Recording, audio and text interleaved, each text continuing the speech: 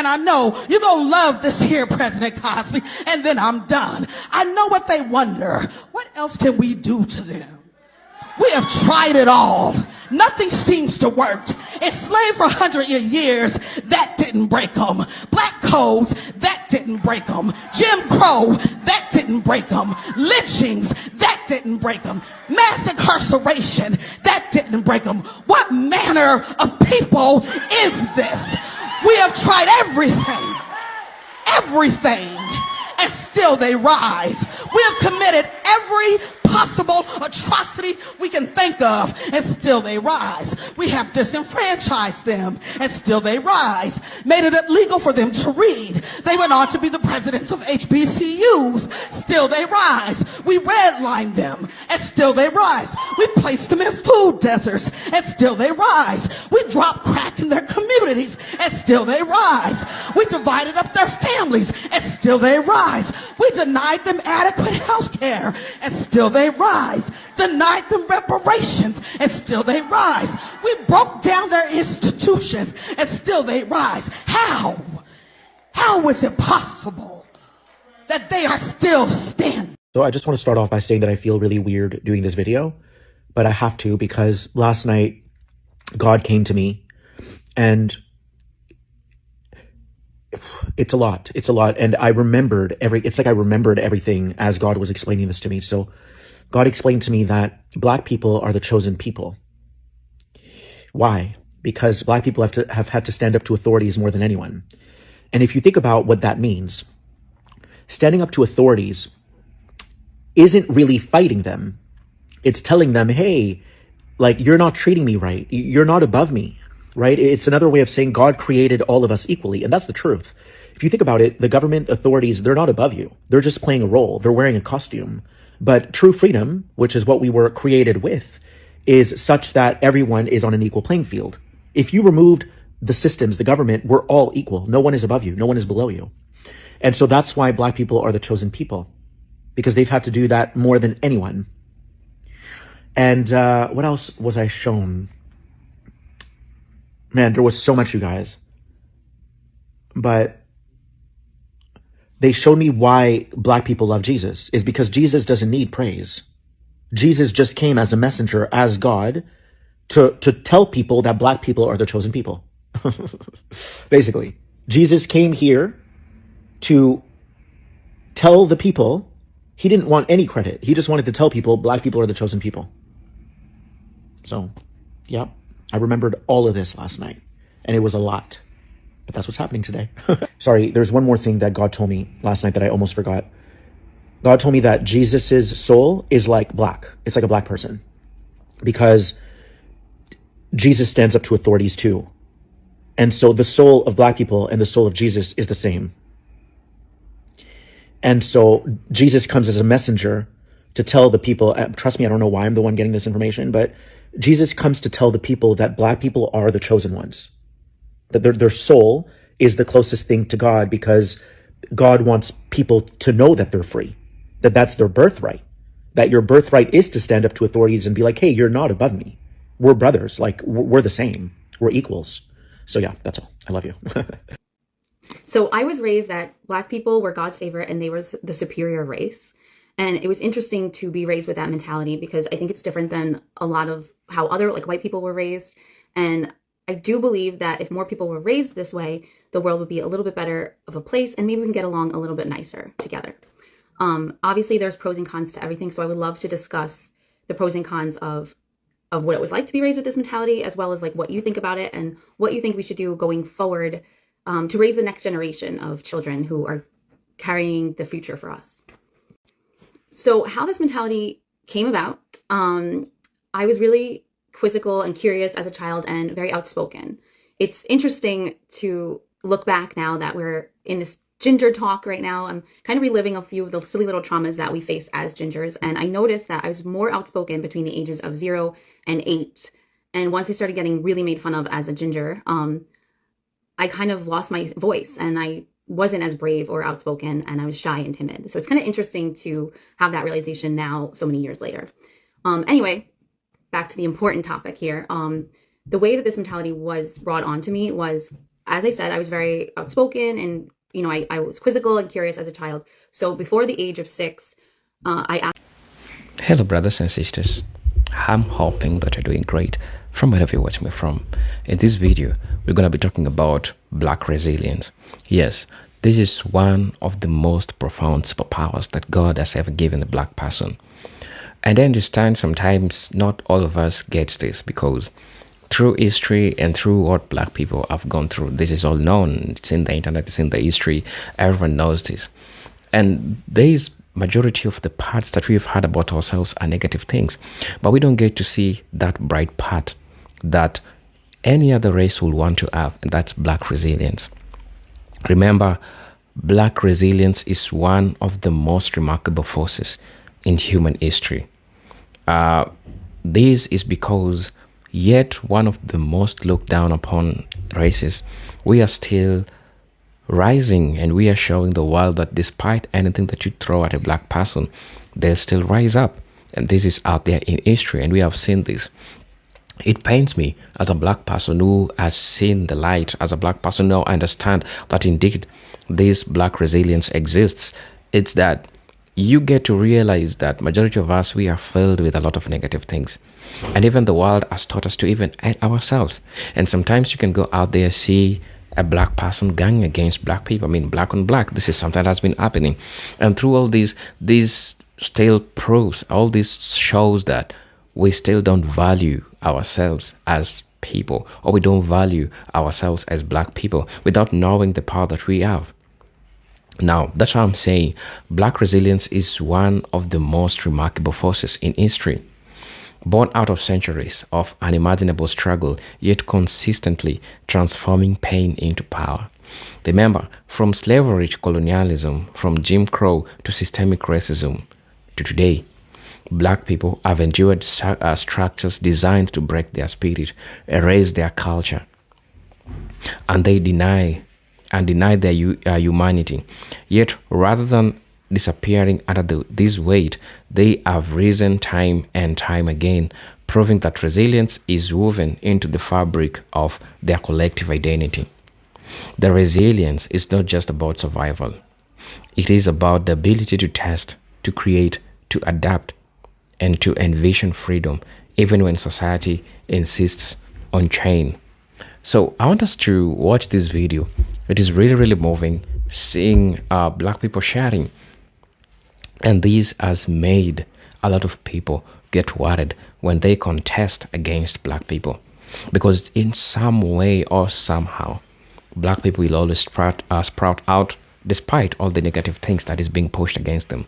So I want us to watch this video.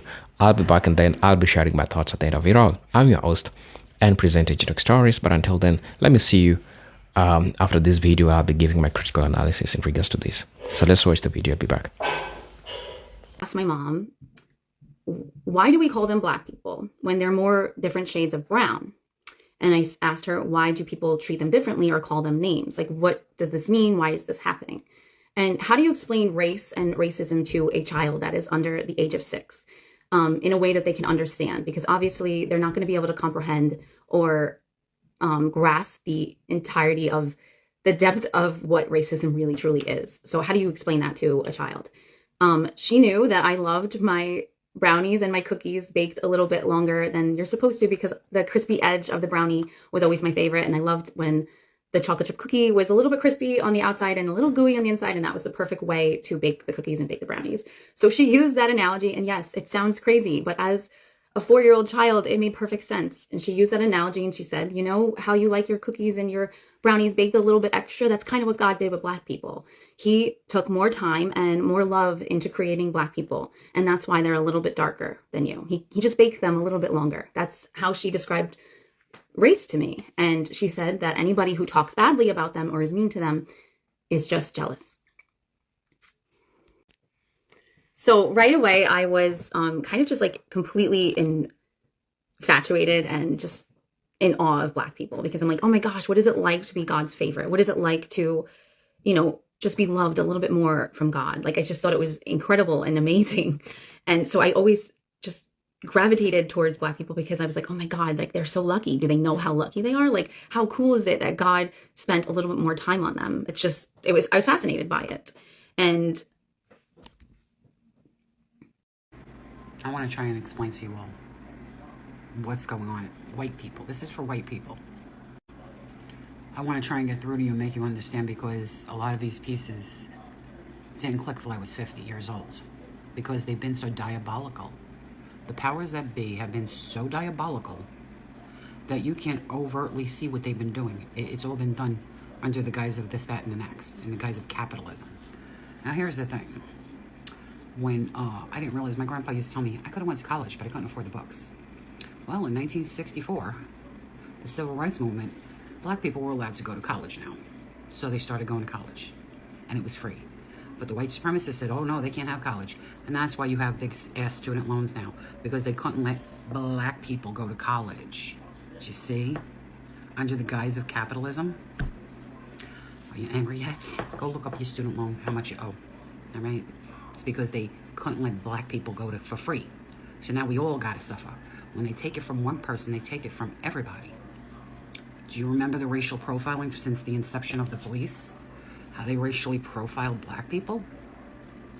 Yeah, they did that because a felony means that the Black people can't vote. They were robbing these people of their voting rights. And look what they're doing to women today with the SAVE Act, trying to eliminate our voting rights. Do you see how that correlates between it happens to Black people, it's going to happen to you too? So this is what they don't want you to realize, and that's why I said it's diabolical. They've been so sneaky, and the deception is deeply, like, you have to go down rabbit holes to try and figure out that this is why they did this. Everything is against Black people, but then it's against us too. Do you know Medicare, 20% that has to be paid? Do you know why? Because they didn't want Black people having it. They figured they wouldn't use the Medicare because you had to pay 20% to use it. So Black people wouldn't use it, so let's tag on 20%. It used to be free. Medicare used to be free. Could you imagine that? Now my hospital emergency room visit is $90 because they were racist. Do you see the correlation that I'm trying to tell you? It's not all these laws that are passing. It's white supremacist KKK members that got into the churches, and somebody had the idea to start the abortion thing. And they said, that's how we're going to get church people to start voting for Republicans. And they brainwashed everybody. Go look it up. Black people have superpowers. Let me tell you why. Think about it, yeah. If life is a game, then being Black is like the highest level, like your game, like the player of the game, like the highest form of the creation of the hilly-pillification. Like, it just, if you think about it, yeah, being Black, yeah, in any industry, whether it's rapping, football, being an athlete, influencing, modeling, whatever it is, they're just winning. They take everyone's gal, they got beautiful skin, they can eat anything, and like, it's their genes, it's their DNA. Like, they're just winning. I just, like, it's not fair, but like, it's fair because it makes sense. Like, if reincarnation is real, I can't lie to you. I'm gonna be like, yo, this time I want to be Black. Like, when I incarnate again, like, I want to feel what it feels like. Get me, like, bruv, I can't lie. The world is becoming more African. A super interesting article by the New York Times talks about how 1 in 4 people will be African by the year 2050. This article really highlighted a huge movement that is going on right now. What's happening is that Africa is having a baby boom, which has made it the youngest and fastest growing population on Earth. The median age on the African continent is 19, and for comparison, in the US, it's 38. So not only is the population growing, but this means that Africa's reach is growing as well. We see this in the music industry with artists selling out huge arenas in New York and London. There were more African artists on red carpets than ever before this year. We see this happening in the fashion industry. African fashion is becoming huge in fashion capitals like Paris and Milan. And we also see the effects of this politically with countries like Russia and China and the United States wanting to tap into Africa's growth. But it is important to acknowledge that with all of this growth also comes increased potential for vulnerability and exploitation. Regardless, it's so interesting to be watching this shift happen in real time. You can just feel that there is significant history being made right now. Talking about how there's a race war coming. He's called me whitewashed. He's talking about how, yeah, there are issues within the Black community, but there are also issues with racist attacks on us. And I want y'all to understand, that the oppressed black mind is experiencing a level of paranoia that is training itself to sabotage itself and all of its surroundings. Y'all just don't know how demonic spirits work, okay? Your minds and your psyches and your spirits have been so broken, so destroyed systematically that you see the world through a very hurt, broken perspective. Your paradigm is skewed. The race war that you all just know is going to happen will be initiated from you all. These white people don't care that much about us. At this point, they really just want to not be bothered by our weirdness and by our brokenness. It does not matter how we got here. The point is that we're here now, and we are broken, and we are paranoid, and our violence is out of control, and we want to be convinced that it's still the white people doing it. It hasn't been the white people doing it for decades now. Listen to the music. Watch our shows. Watch our movies. Observe our kids. Observe our family structures. Look around, y'all. I know tens, at least tens of black people who have been unalived. Ain't not one of them been unalived by a white person. I don't know one black person has been unalived by a white person. Every single one of them, including my 10-year-old student who I lost in a drive-by shooting, lost their life to another black person. We have internal issues that need to be resolved. The paranoia is going to make things far worse. The paranoia is already making things far worse. Y'all are bringing the issues to your front door. You all are creating these issues. This is an oppressed mind. It was systematically done. Yes, it was intentionally done. But now you all are perpetuating the issues. White people don't have to do anything anymore. We're doing it all. Okay? They're minding their business. And they really wish we would get it together because broken black people are ruining all of America. Okay? It's not just us. We're a small percentage of the country, but we have a huge impact on the country. A huge impact. And they really wish we would get it together because though we are such a small percentage, we have such a huge impact. It's annoying to them. Ain't nobody trying to break us but us. The goalpost is constantly moved once a black person is overachieving. One thing they're going to do is move the goalpost if a black person is exceeding expectations. Like, it literally happens all the time. It happens in the workplace. It happens in media and really music, from what I'm really thinking about, and awards, literally elections, the presidency, like achievements, period. It seems like the goalpost is always moved when black people are achieving or really succeeding. Like when they burned down Tulsa, quite literally. Black Wall Street, burnt that down, got rid of it because what? Black people were achieving, overachieving, and then goalposts were moved. Just like with taxes and, oh my God, literally basically the whole system. In general, every goalpost seems to be moved when a black person is exceeding expectations, when they are succeeding in a big way. And I've always noticed that, and it's crazy. When we're talking about the global stage, the leader of the most trends, the creators to the most trends, the trendsetters of the world, a lot of people like to say America got it. America got it when it comes to that, right? But in my opinion, as a Haitian girly, y'all got to be more specific. It's not America. It's African Americans. African Americans.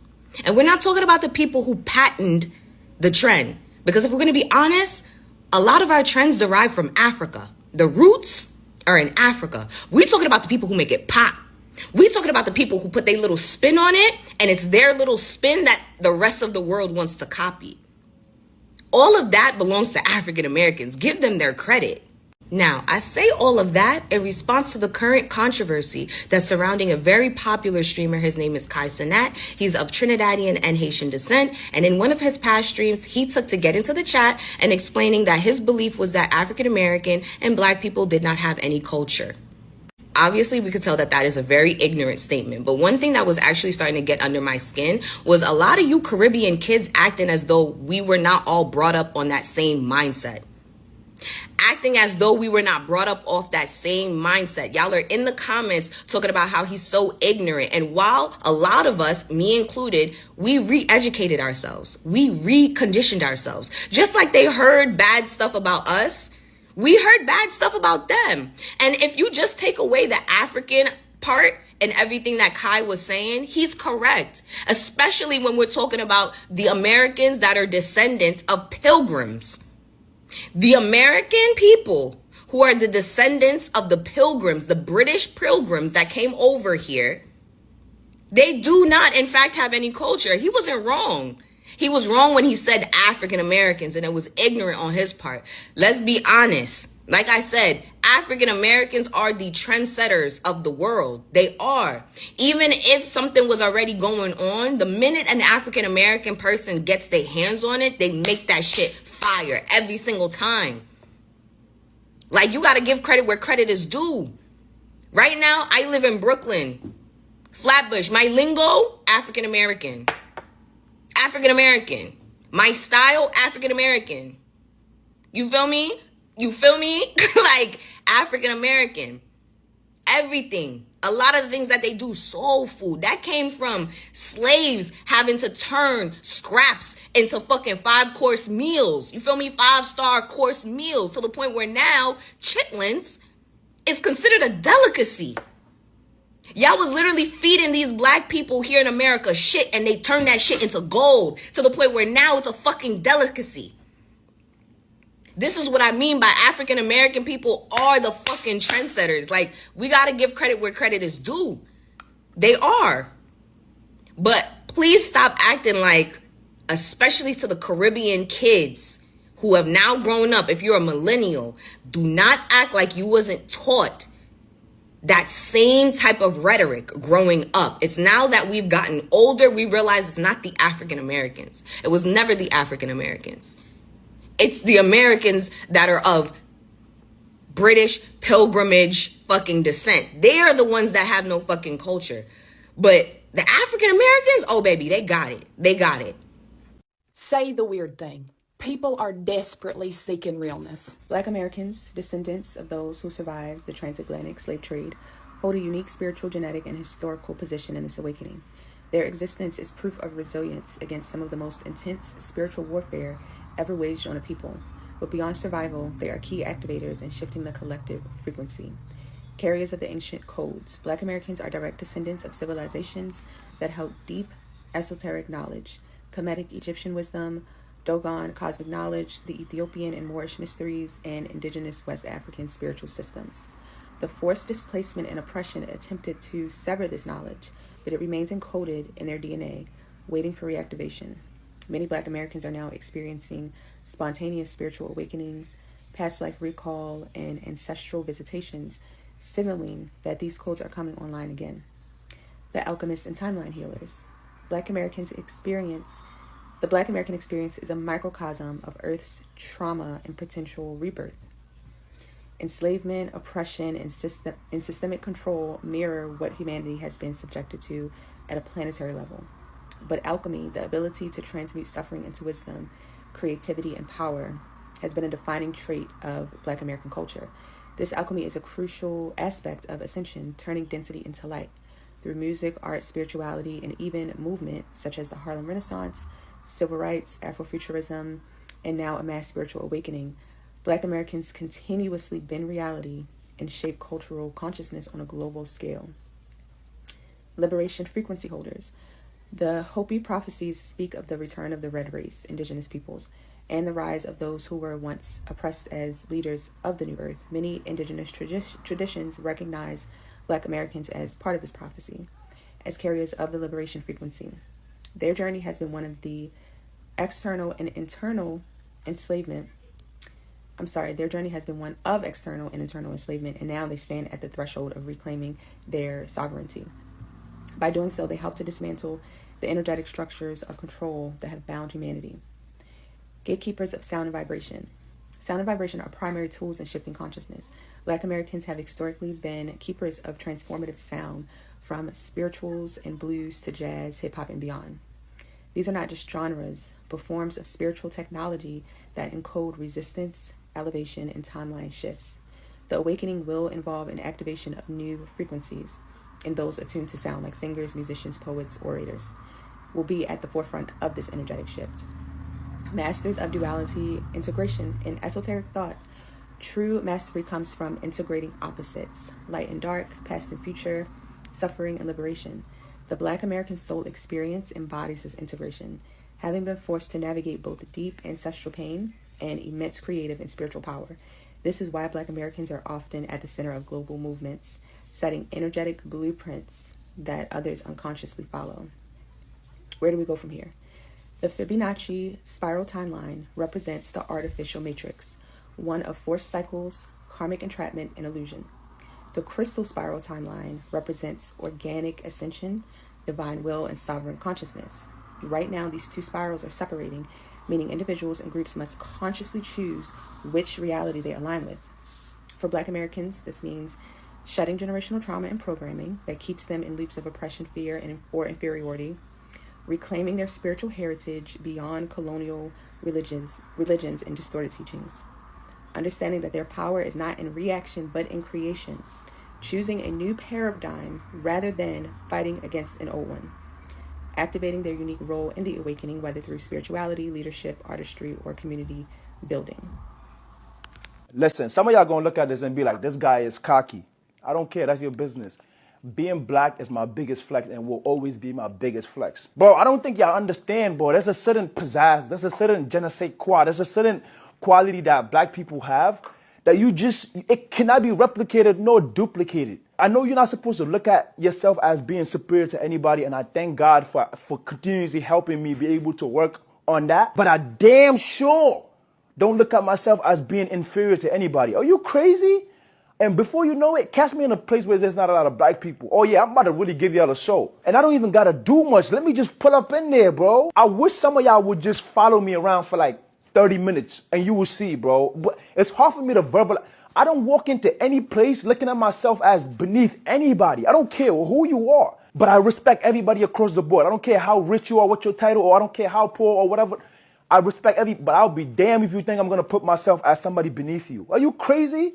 Those days of putting anybody above us are over. That's our grandfather, great-great-great-grandfather in them generation. If you're looking for that train, if you're looking for that boat, it has sailed away and left the station. And listen, whatever personal conflict or vendetta that somebody has against me because of the way I look, that's between you and God. I promise you I don't care. If you think I'm going to walk around on this earth being apologetic or playing small, you got something coming for you. And I feel sorry for you because you're going to struggle. You're going to suffer. I'm going to strive the way that God intended me to. Tap in, bro. Tap in. Y'all, I'm on my way to the gym, and while I was driving, I just had like a thought, and I wanted to share it with y'all. I love being a Black woman. Like, I know that sounds weird. Like, why would you think about that? But like, y'all, being Black is so lit. Like, I just love being a Black woman. Like, being Black is really a superpower. Like, legit, we are so creative. We are so talented. We're so beautiful. Our skin, our bodies, our hair is just so thick and beautiful. Oh my God, y'all. I wouldn't trade being a Black woman for nothing in the world. Thank you, God, for making me a Black woman. Nah, bro. Being Black is top tier. Cause ain't nowhere in hell we just naturally got hair like this. Like, ain't nowhere in hell it just look like I just got electrocuted and my shit just stand up like this. Like, who else hell you know stand up like this? Like, what other race of people hell could just stand up? They shit can't stand up. They shit gotta sit down. My shit a 10 hot. I love when Black people make eye contact with one another when we see white people out in public doing something crazy. It's one of the many beautiful connections we have as Black people. I love laughing while Black. Don't nobody laugh harder than somebody Black. I love that when Black people having a game night, we pull out spades. I love that when Black people ask, do you know how to play spades? We not asking, do you just know how the game go? We asking, do you play? And if you don't play, go sit over there. I love how dramatic and animated we are when we tell a story. It ain't gotta be talking about nothing, but we good at it. Y'all wonder why Tyler Perry movie's so dramatic. He Black. I just really love being Black. If you're a Black person, give yourself a pat on the back. I just want to say I love us. As a person who love dance so much, I be sitting here and I be watching these battles with Red Bull and everything and all these other cultures that step up to the plate to battle. And I realize that they have literally taken our shit and implemented it into their cultures. Hip hop, rap, however you want to call it, break dancing, ticking, hip hop dancing. That's all us. So anytime you turn on the TV and you see a Korean girl rapping or a Indian girl dancing to one of our songs, or somebody in another country breakdancing, remember that is us. That is us. That is nobody but African Americans, descendants of slaves. We are the only race in this world that has been able to transpire everywhere. Everybody want to rap. Everybody want to be a part of hip hop culture. Everybody wants to hip hop dance. Everybody wants to Vogue. Everybody wants to house dance. That's us. That is literally us. And if no one else tells you that, I'm proud to be a part of a culture that no one ever thought would get this far. The only culture that's been able to, like, we've been able to make a stamp in every part of the world. Even though they don't acknowledge it, it's still us. That's all I got. Okay, bye. So I'm going to pull in close when I say this. It's not our rebellion that scares white America. Nope. It's something far more powerful. Now, Dr. Martin Luther King said in his 1967 speech, "Where do we go from here?" White America fears Black solidarity more than Black rebellion because unity threatens the whole system of control. A rebellion, they can police it. That's why they want us out in the streets. They can contain it. They can spin the narrative like they usually do. But solidarity, unity, that shakes the entire foundation of this country. That's why they can tolerate a little Black joy, not too much. But what they absolutely, positively cannot have is us coming together. And baby, when I say Black love is a superpower, I mean it. And it's a hill I'm willing to die on. Black men want Black women. Black women want Black men. Same sex Black couples too. But baby, the propaganda is strong.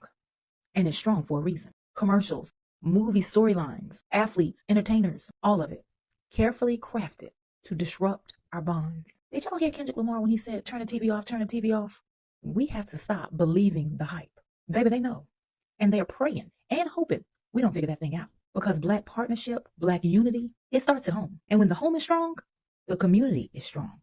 That's why the attack on the Black family never stopped. They keep pushing gender wars, pitting us against each other. Because they know if we ever unify fully, baby, game over. And y'all, this is bigger than romantic relationships. That's just the start. This is about our very survival. It's time to start seeing through the propaganda, cut through the noise, get back together, hell, and turn the damn TV off. Because the real revolution, it ain't a rebellion or a protest. It's us standing together, loving together, and changing the whole game.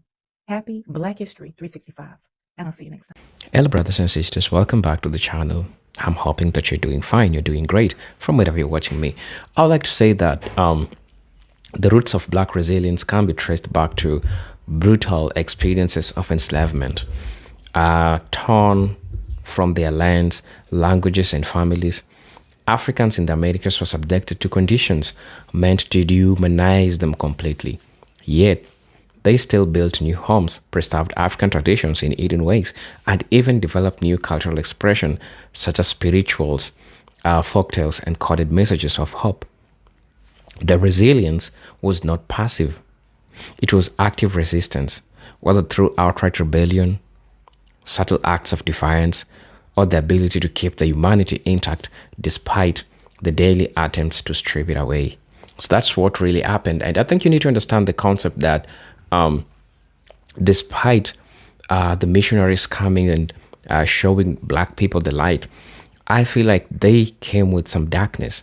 And as much as we appreciate the universal language that right now we are speaking, but remember this thing, remember that we had our own spiritual ways of communicating with each other, of solving our own problems amicably. But they came with things like firearms. They came with things to destroy that bond that was there initially. But all through that way, even after spreading Christianity, even after spreading religion, Black people had their religious ways of appreciating and keeping them going. The same resilience carried forward into the era of segregation and legalized racism. In the face of lynchings, disfranchisement, and relentless discrimination, Black people did not surrender. Instead, they organized churches, schools, fraternal societies, and civil rights movements. They created safe havens for each other and transformed their suffering into a collective demand for justice. The civil rights movement itself is the epitome of resilience. Ordinary people, armed with nothing but courage and faith, stood up against one of the most powerful governments in the world and reshaped history by fighting for the civil rights movements. And that's one of the most indicators of Black resilience. Through all these negative stuff, through all people that saw that there is no need for Black people to express themselves, they still came out and made it happen. Resilience also shows itself in the cultural contributions of Black people. Remember that out of oppression came blues, came jazz, came gospel, came hip hop, and countless other art forms that not only gave voice to pain, but also redefined global culture. The creative genius is resilience in action, taking the broken pieces of existence and turning them into beauty, rhythm, and power. Black art, literature, and music have always been ways of processing trauma while simultaneously inspiring joy, pride, and resistance. The fact that these cultural creations have spread worldwide is a testament to the unstoppable energy of Black resilience. Also, economically and socially, resilience has meant refusing to accept exclusion as final. Despite being locked out of wealth building opportunities, denied fair wages, and targeted by discriminatory housing and lending practices, Black communities found ways to build business, create mutual aid societies, and support each other through cooperative networks. Resilience is what allowed Black Wall Street to flourish in Tulsa before it was destroyed. And it was what allows new generations of Black entrepreneurs to rise today despite systemic barriers. It is an ongoing spirit of creation, rebuilding, and regeneration, right? Now, psychologically, the power of Black resilience lies in its refusal to let oppression redefine wealth, to redefine self-worth. White supremacy has always tried to brand Blackness as inferior, but Black people have continuously reclaimed their identity, affirming their beauty, dignity, and excellence. The rise of movements that affirm Black pride, natural hair, and cultural heritage all comes from a refusal to internalize lies of inferiority. This mental resilience is critical. It means that no matter what systems impose, Black people maintain a self-concept that honors their humanity and history. Spiritually, resilience is deeply rooted in faith traditions that sustained generations. From African spiritual practices to Christianity adapted for liberation to Islam to modern Pan-African spirituality, Black resilience has always drawn strength from a higher version of justice and liberation.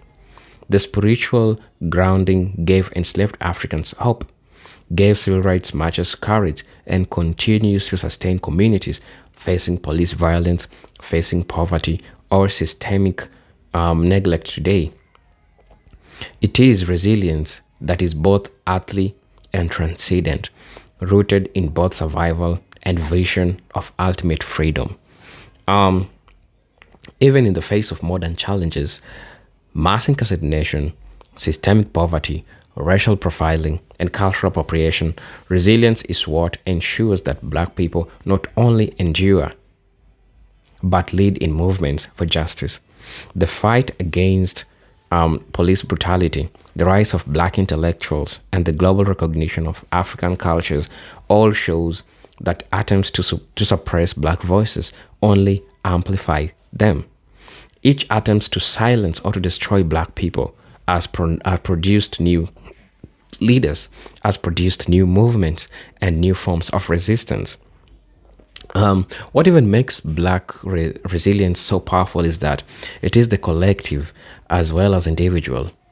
An individual may suffer, but the community holds them up. When one part of the community falls, another part rises to carry the struggle forward. The interconnectedness ensures continuity and survival across generations. It is why the struggle of ancestors are remembered as fuel for the present and why today's battles are fought with tomorrow's generations in mind. The community itself is a wellspring of resilience, constantly regenerating strength no matter how much is taken. And lastly, I would like to say that Black people will always rise because resilience is not just reaction. It is a tradition, it is a culture, and a way of life. It is the ability to transform suffering into power, invisibility into visibility, and marginalization into leadership. It is rooted in history, reinforced by community, expressed through creativity, and sustained by faith. This resilience makes Black people unbreakable. Even when systems try to destroy them, they find new ways to live, thrive, and lead. This unshakable spirit ensures that no matter what life throws at them, Black people will continue to rise and redefine what it means to be free. I'm your host and presenter, Jindoc Stories. Please let me know what you think about this video. But until then, let me see you in my next video. Peace, love, and harmony. Salute.